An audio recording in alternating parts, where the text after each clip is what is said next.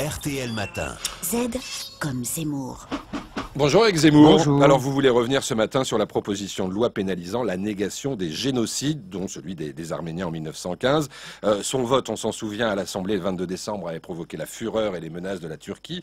Or hier, la commission des lois du Sénat l'a rejeté en la jugeant contraire à la Constitution. Alors ça ne présage en rien du vote des sénateurs lundi prochain sur ce texte qui prévoit, rappelons-le, de punir d'1 an de prison et 45 000 € d'amende la négation d'un génocide reconnu par la loi française. Commentaire, Eric? Alors, il faut aller plus loin que les arrière-pensées électoralistes des uns et des autres draguant l'électorat arménien, plus loin que la surprenante attitude du sénateur Badinter qu'on n'attendait pas en avocat de la Turquie, plus loin que les querelles sémantiques autour du mot génocide que les puristes voudraient limiter au seul cas où il y a eu intention manifeste de l'exterminateur d'exterminer. Plus loin même que les légitimes mémoires en souffrance, légitimes besoin de voir sa douleur reconnue et son bourreau assumer humblement son crime. Plus loin enfin que la défense farouche et nécessaire de la liberté des historiens, même si l'histoire n'appartient pas à la seule corporation des historiens. Cette affaire arménienne montre bien ce que ces lois mémorielles en 20 ans ont fait de nous. Des communautés qui défendent leur souffrance, leur mémoire avec ferveur. La mémoire comme socle de rassemblement. On a souffert, donc on existe. Des défenseurs de l'Arménie qui notent avec amertume que ceux qui s'opposent à leurs lois sont presque tous juifs, sous-entend que ces derniers voudraient conserver l'exclusivité du malheur.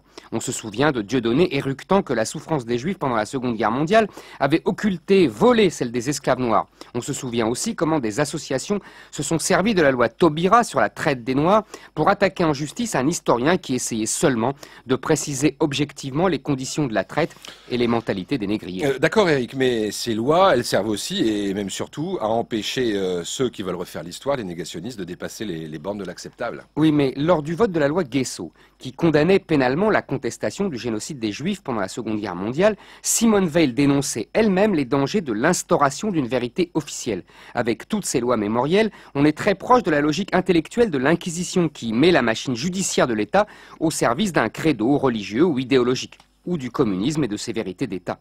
La logique de ces lois mémorielles est donc dangereuse pour la liberté d'expression. Elle est surtout grosse de querelles de mémoire et de divisions entre Français qui se rattachent à des mémoires différentes, voire opposées, dissidentes de la mémoire collective de la nation. Il faudrait relire les premiers articles du célèbre édit de Nantes, qui, en 1595, mettait un terme aux guerres de religion en prenant l'exact contre-pied de notre obsession mémorielle. Henri IV sommait en effet chacun de ne plus évoquer publiquement toutes les horreurs qui s'étaient déroulées. Il menaçait même de poursuites judiciaires tous ceux qui le faisaient, car il perturbait à ses yeux l'ordre public. Le bon roi Henri incitait plutôt chacun de ses sujets, catholiques ou protestants, d'oublier les massacres et les horreurs afin, disait-il, de vivre paisiblement ensemble comme frères, amis et concitoyens. Henri IV revient, ils sont devenus fous. C'est signé Z comme Zemmour. Eric Zemmour, c'est chaque matin sur RTL et quand vous le voulez, à tout moment de la journée, sur RTL.fr.